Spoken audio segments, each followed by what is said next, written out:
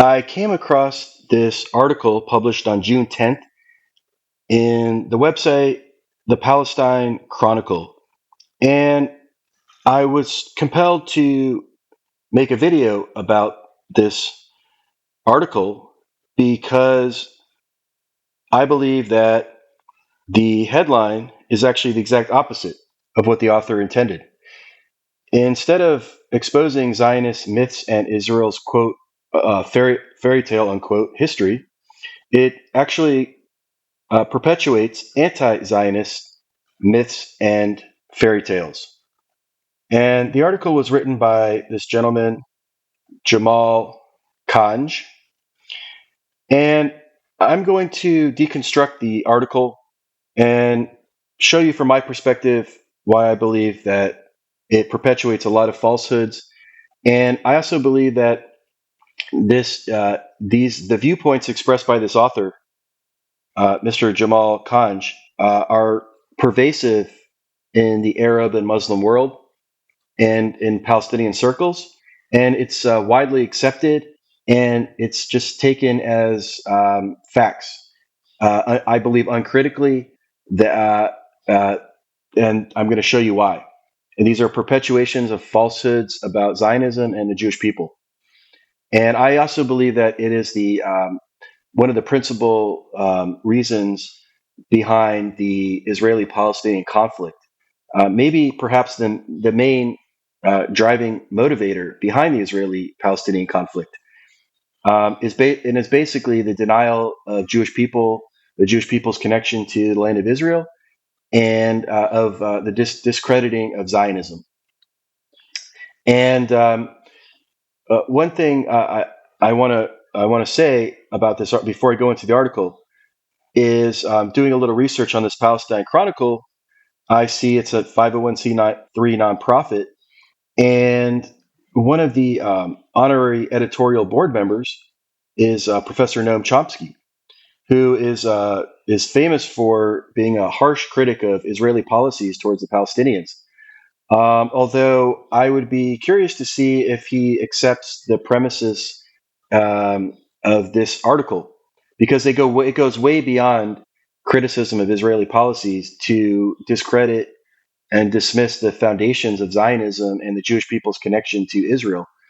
And I really would like to ask Dr. Professor Chomsky, do you, or is it okay with you that this article is on a website that you are a board member of? I don't think I may get an answer, but I'm going to deconstruct it piece by piece and show you why it's actually the exact opposite of what the author intends. So, firstly, this paragraph right here, he of course he talks about Judaism's strong spiritual ties to the Holy Land. Now, the Palestinian side will generally give credit to the Judaism as a religion with ties here to the land of Israel, or what they call Palestine, but they will never say that there's actually a Jewish people, which is a way to discredit Zionism and the Jewish connection to Israel. And so he compares, Herzl's malicious fairy tale dreams to, the Crusader invasions and the Muslim conquests of the Arab Muslim conquests of the Levant. Now, I'm not going to go into that part too much, really, but I will leave links if you want to do more research on what the Crusades were about, and also what the Muslim conquest of the Levant was about.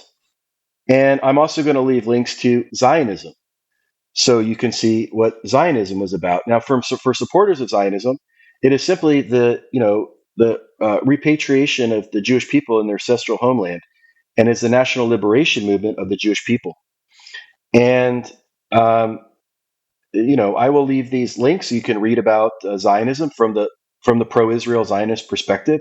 I'd like to in this video just provide some nuance, provide some balance, and provide a bit of the other side of the story, which I don't think a lot of people are getting. Um, so a little bit about it. Also, this is a good article too about the other side about Palestinian settler colonialism by Dr. Alex Jaffe. sort of showing, reversing what is the common wisdom, basically, um, that the Arabs were settler colonialists during the Muslim conquest of the land. Um, Now, I'm not saying anything about the people that live there that call themselves Palestinians now. I'm not going to get into that. I'm going to refute some of the things that this author is saying. So, anyway, I will leave links to all this. And so, what I really want to get into it, which is, I think, the crux of the article, and the idea that is the falsehood, the ignorance that is pervasive, especially in Arab Muslim circles in the Arab world, is and in the anti-Zionist circles, is this paragraph right here, and I'm going to read it to you. Okay, in 1948, a political movement predominantly comprised of descendants from East European Khazar Jewish converts claimed lineage to the ancient Hebrew kingdom, which was among more than a dozen historical invaders of Palestine. The European political Zionist movement sought an alliance with the British colonists to displace the original inhabitants. For the first time in their long history, by transplanting a racialist group of persecuted European refugees, the West absolved its sin against European Jews by inflicting the crime of uprooting the non European Palestinians of their homes. Okay, so I want to deconstruct specifically the part of this paragraph that the Zionists were East European Khazar Jewish converts. Now, the people that he's talking about are Ashkenazi Jews who resided in Central and Eastern Europe for hundreds of years, and many of whom led the Zionist movement. Now, he links to an article that he wrote that uh, Mr. Jamal Kanj wrote in 2014, titled "The Invention of Jewish People," in which he cites two Israeli academics who I believe are perpetuate falsehoods about the Jewish people and Jewish ancestry, and they are Shlomo Sand, an Israeli professor of history at the Tel Aviv University, who wrote a book called "The Invention of the Jewish People," and Shlomo Sand, and I'll leave a link to this article as well. Um, but he basically postulates that the Ashkenazi Jewish ancestry can be traced back to the Caucasus region, um, where in the 8th century, supposedly the Khazarians um, had a mass conversion to Judaism. Now, this viewpoint has also been put forward by Dr. Elron Elhaik, who is an Israeli geneticist, who also puts forward the theory that at least some of Ashkenazi origins lie in the Khazaria, and he quotes Elhaik here, but who said that according to Haaretz, the Israeli newspaper Haaretz, that quote the majority of Jews do not have Middle Eastern genetic component. And then the author, writes that founded on a melange of myths and manufactured historical tales, Israel has failed the archaeological test of time and now is exposed by DNA science. Today's genetics prove unequivocally that in 1948, the children of the original Jews were replaced by 8th century converts with no roots in the Middle East. Okay, now I'm going to show you why this is absolute nonsense. This author is totally ignorant, and he is citing two who I believe are the two of the biggest frauds in the history and the Jewish people and genetics. Um, Elron Elhaik and Shlomo Sand, in my view, should not be taken seriously. They obviously have agendas, and they are not giving the truth. They are perpetuating lies, very damaging lies about the Jewish people.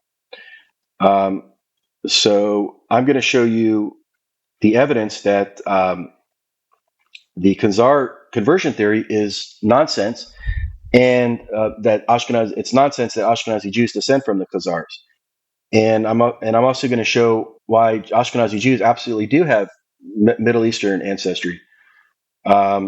So I'm just going to read. I asked ChatGPT what is the Khazar theory?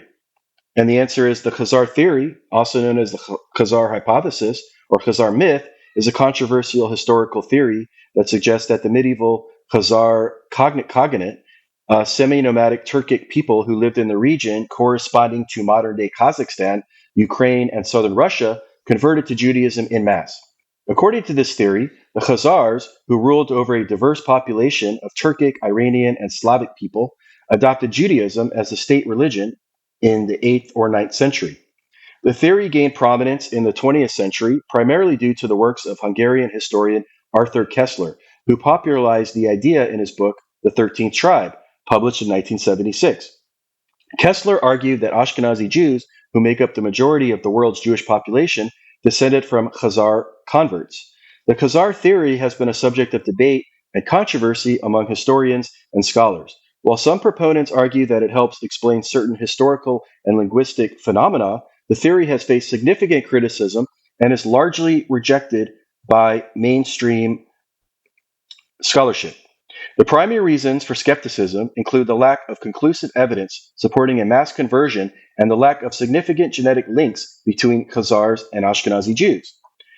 Most contemporary historians and genetic studies suggest that the origins of Ashkenazi Jews are primarily rooted in the Middle East, with a mixture of various populations and migrations throughout history. The Khazar theory remains a minority viewpoint and is not widely accepted in academic circles. Now, I want to point you to a study that was done on examining if there is a link to the Khazars for Ashkenazi Jews. Uh, it is titled, the peer-reviewed study is titled "No Evidence from Genome-Wide Data of a Khazar Origin for the Ashkenazi Jews." And it was published, the study was led by Doron Behar et al. And I'm not going to read the entire abstract, but I will read sort of the conclusion of the abstract. It's from the studies from 2014, and I'm going to start right here, and I'm going to read what it says. Employing a variety of standard techniques for the analysis of population genetic structure, we found that Ashkenazi Jews share the greatest genetic ancestry with other Jewish populations and among non-Jewish populations with groups from Europe and the Middle East. No particular similarity of Ashkenazi Jews to populations from the Caucasus is evident, particularly populations that most closely represent the Khazar region. Thus, analysis of Ashkenazi Jews, together with a large sample from the region of the Khazar Cognate, corroborates the earlier results that Ashkenazi Jews derived their ancestry primarily from populations of the Middle East and Europe, that they possess considerable shared ancestry with other Jewish populations, and that there is no indication of a significant genetic contribution either from within or from north of the Caucasus region. I will leave a link to this study as well. And I also provide other linguistic and onomastic and archaeological, textual, genetic evidence against the Khazar hypothesis in a book that I wrote that I was actually compelled to write because I saw the Khazar theory so pervasive amongst anti-Semites and anti-Zionists and just in the general public that I was compelled to write a book, and I wrote the book, and it's on Amazon. It's called The Genetics of Ashkenazi Jews, Mediterranean and Middle Eastern People in the European Diaspora. And I'll leave a link to this to the book as well if you would like to purchase a copy. Because and read the chapter on what Ashkenazi Jews are not, and Ashkenazi Jews are certainly not Khazars.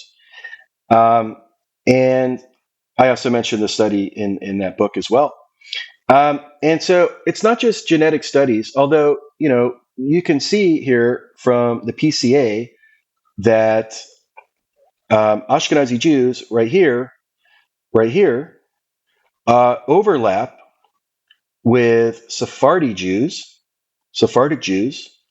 and a little bit with Moroccan Jews as well, and also Cypriots. So you can see the common origins and the overlap between Ashkenazi Jews and other Mediterranean Jews and other mixed Mediterranean populations. Um, so, and this is another PCA, and you can see that right here that Ashkenazi Jews cluster close to Sephardi Jews, um, and a little bit more distance from the Levant, Middle East, but basically almost identical to Sephardic Jews. Ashkenazi Jews, Sephardic Jews. And this is the Middle East. And you see Druze here. You see Palestinians over here with close to the Bedouins. And this is sort of the Levantine Middle East. And this is Europe. You see the Tuscans here, the French over here, the Russians over here, the Basque over here, Sardinians here, Italians here. And so you see it's sort of like Ashkenazi and Sephardic Jews are sort of a midway point between Europe and the Middle East. Um, and then I also want to show you like my personal DNA testing results with and also Ashkenazi averages using the Global 25 um, uh, admixture calculator. Now, the Global 25 coordinates are basically the gold standard for DNA admixture and then PCA in the closest populations. And I'm going to show you my results. And one second here. So let's see, just one moment here. So here is so well. First, I'll just show you this is a heat map here based on K15 for myself, and you can see that my hotspots. And I'm a fully Ashkenazi Jew, fully Ashkenazi, 100%. And you can see I get 84% hotspot in Malta and 81 in Sicily, eastern and western Sicily, and southern Italy. Showing that the Ashkenazi Jews are a mixed Mediterranean population.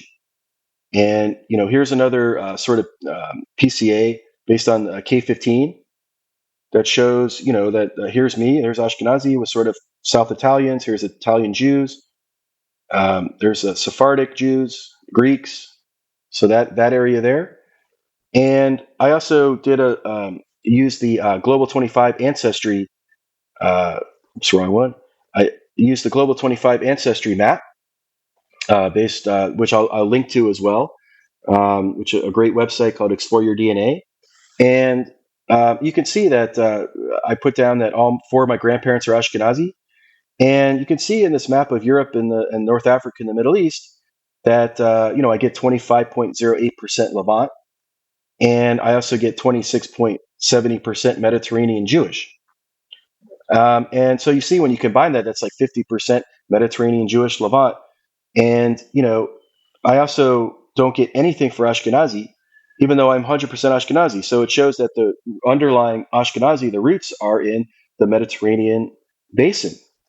And you can also see I get absolutely nothing for Anatolian and Caucasus, which is supposedly where Elron Elhake and Shlomo Sand think that Ashkenazi Jews are from, and they're absolutely 100% wrong. They're frauds, and absolutely no Eastern Europe and Russia, zero, nothing. I get 2.6.2% Baltic, Germanic Europe 8.51%. England and Northwest Europe, 4.05%. France, 9.65%. Northern Italy, 8.11%. Sardinian, 4.18%. Greek and Albanian, the Balkans, 9.63%.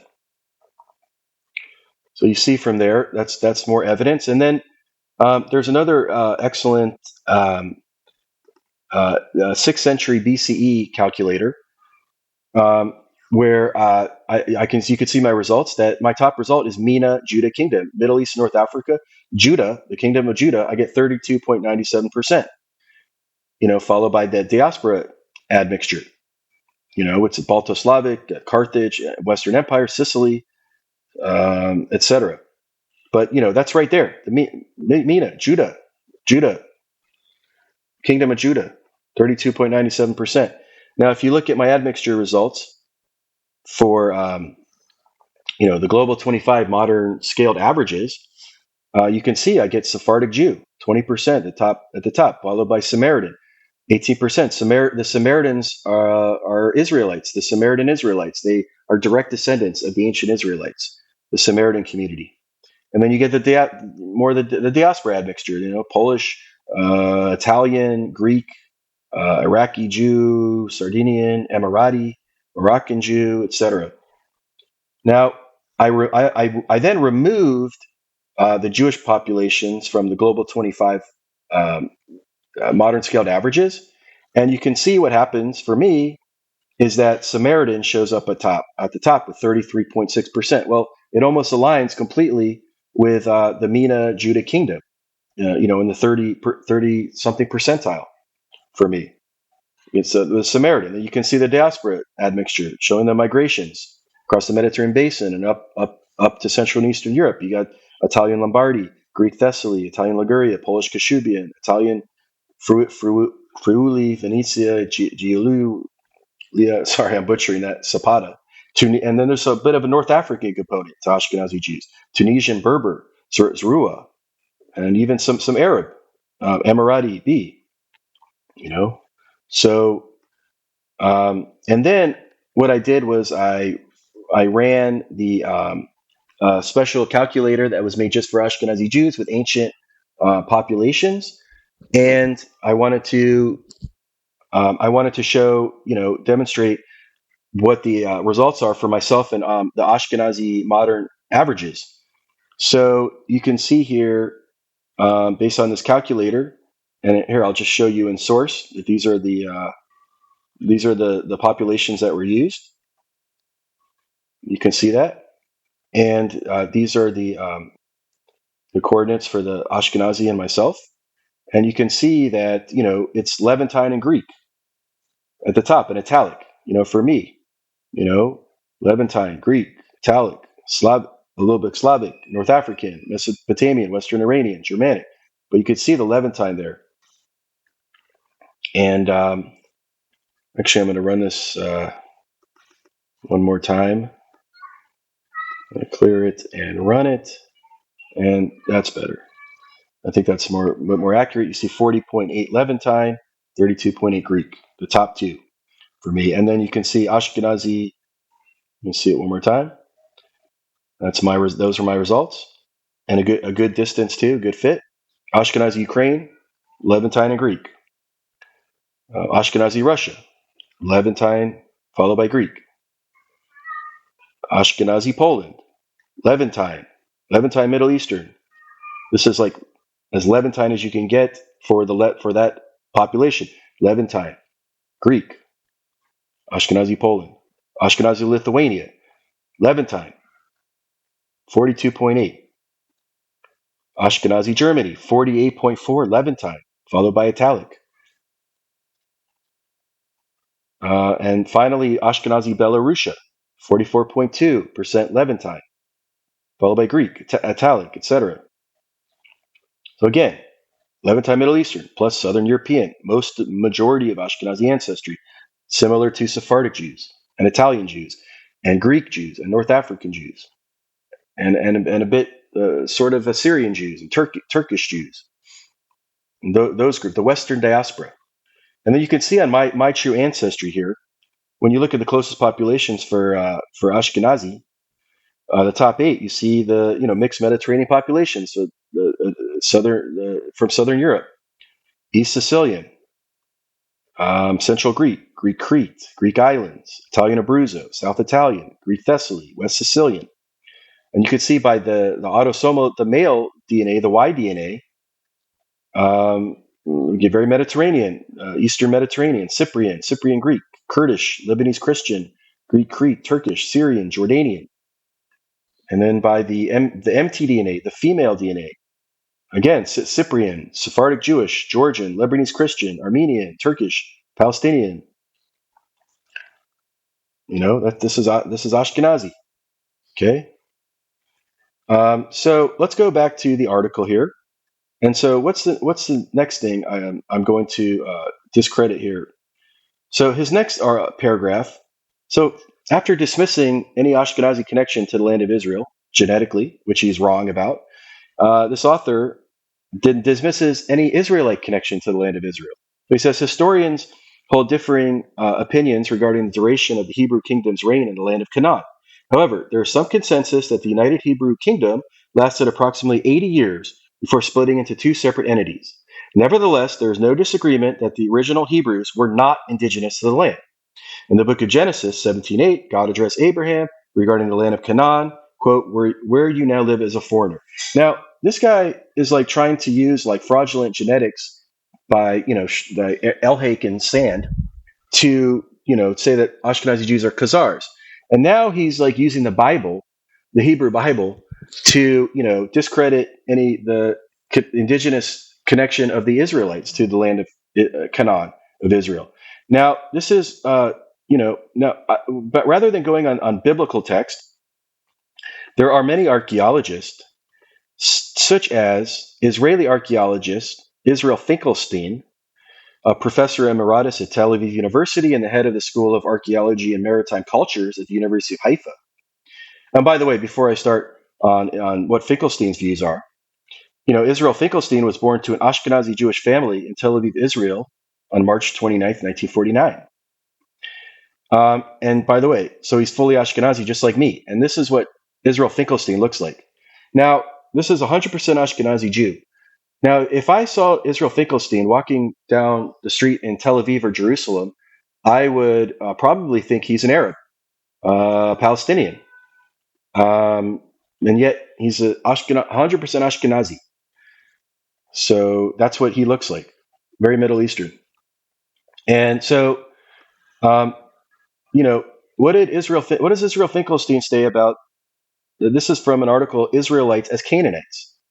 So what has Israel Finkelstein said in an interview? Well, Israel Finkelstein said in the biblical text, you have the story of the Israelites coming from outside and then besieging the Canaanite cities, destroying them, and then becoming a nation in the land of Canaan. Whereas archaeology tells us something which is the opposite. According to archaeology, the rise of early Israel is an outcome of the collapse of Canaanite society, not the reason for that collapse. And this article quotes a few other archaeologists saying the same thing. So here's some more. So the Israelite, it seems, had become more of a mix of Canaanite people.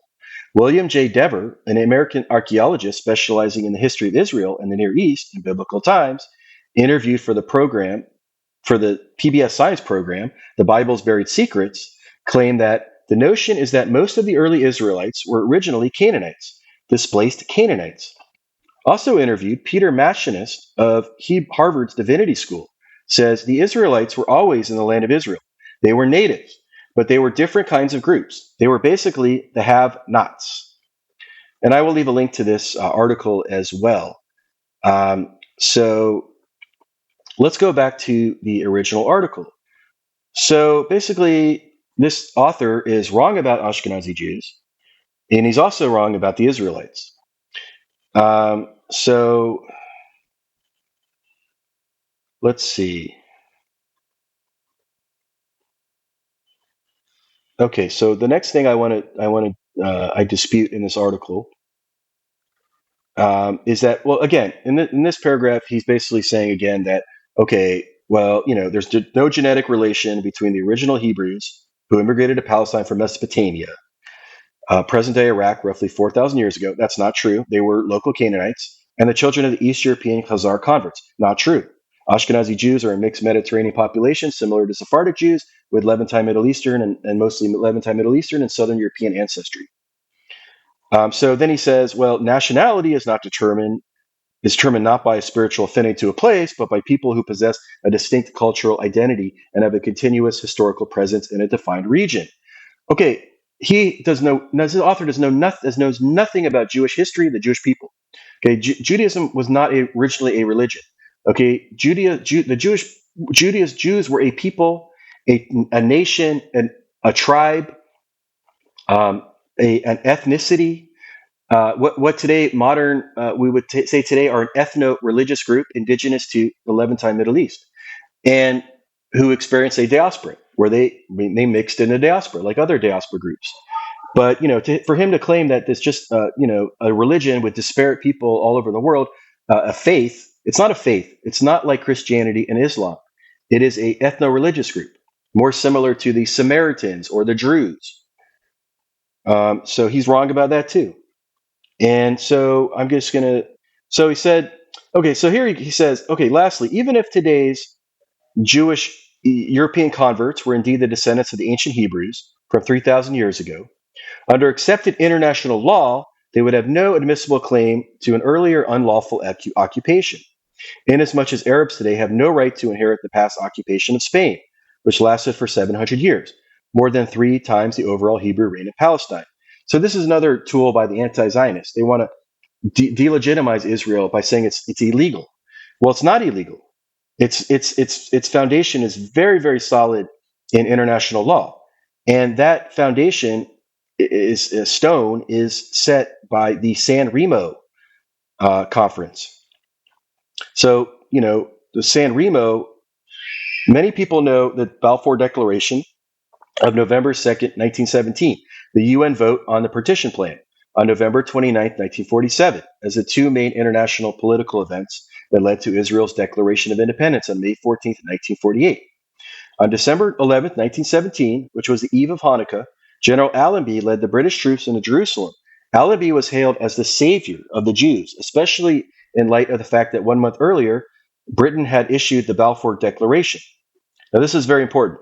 However, there is a misconception that the Balfour Declaration was just a letter of intent and not a binding legal document. The reason for this misconception is that most people are not aware of the San Remo Conference, which took place on April 19th, 1920. It lasted for 7 days and published its resolutions on April 25th, 1920. These 7 days laid the political foundation for the creation of the 22 Arab League states and the one and only Jewish state of Israel. The full text of the Balfour Declaration became an integral part of the San Remo Resolution and the British mandate for Palestine, thereby transforming it from a letter of intent into a legally binding foundational document under international law. And it said the Arabs did not oppose the creation of the Jewish state at San Remo. I'm going to leave a link to this article as well. And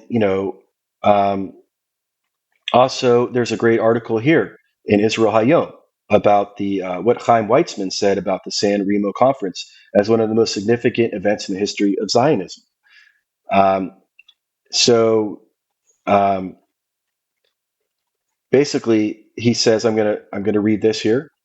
The importance of the San Remo Conference can be learned from the words of Chaim Weizmann, president of the Zionist organization and the first president of the State of Israel. The conference, quote, the conference actually marked the birth of the state of Israel, he said.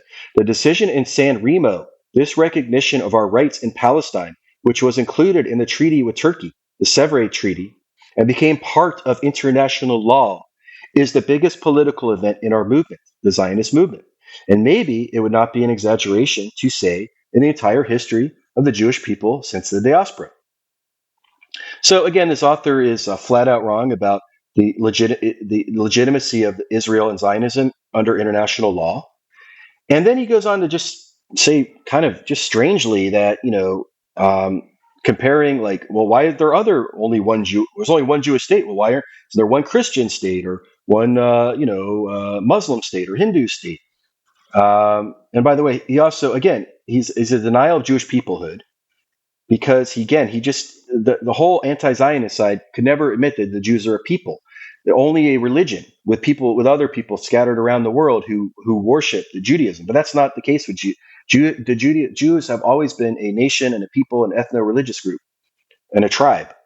And it says even in countries with an absolute religious majority, affinity to a faith does not transcend the national identity of citizens, where nationhood is not a spiritual trait, but shared cultural values within demarcated national boundaries. Well, the Jewish people it's also a community and a culture with thousands of years of cultural history and ties that go beyond just spiritual ties. So he's wrong about that too. It is a nationality. And so he concludes by saying, if anything, 8th century Eastern European converts might have a stronger legal case based on their proven genetics to reclaim the Khazar Jewish empire that lasted for 500 years, significantly longer than the fairy tale connection to the non-indigenous Hebrew kingdom in the land of Canaan. So one thing I just want to say here is that he's beating up on the Jews and Zionists who make up such a tiny percentage of the world's population. I'm going to show you. Islam. Um, there are how many countries is Islam in the main religion? There are about 50 countries in the world where the majority of the population is Muslim. Among them are about 30 countries with a majority Muslim population, where more than 90% of the inhabitants belong to Islam.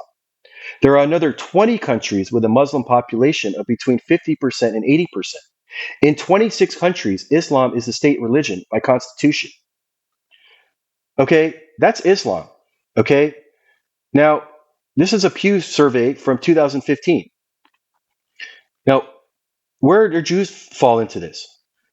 Well, according to the percentage of the world population, Christians are the largest religious group um, at 31.2%, at 2.3 billion adherents, followed by Muslims, 24.1% of the world's religions, at 1.8 billion, uh, 16% unaffiliated, 1.2 billion, 15.1% Hindus, 1.1 billion, 6.9% Buddhists, zero point 0.5, folk religions, 5.7%, 0.4, other religions, 0.8%, 0.1. Who's at the bottom there at the absolute smallest, tiniest amount? Jews, 0.2% of the of the world's religions, 0.01. This is a very small percentage of people that just want a little sliver of land for their homeland. They're in their ancestral homeland for a modern state. So, this guy should not be taken seriously, Jamal Khanj. And I hope I showed that, in fact, what he's saying is the exact opposite of Zionist myths and fairy tales. He's perpetuating anti-Zionist myths and fairy tales. Thank you for watching.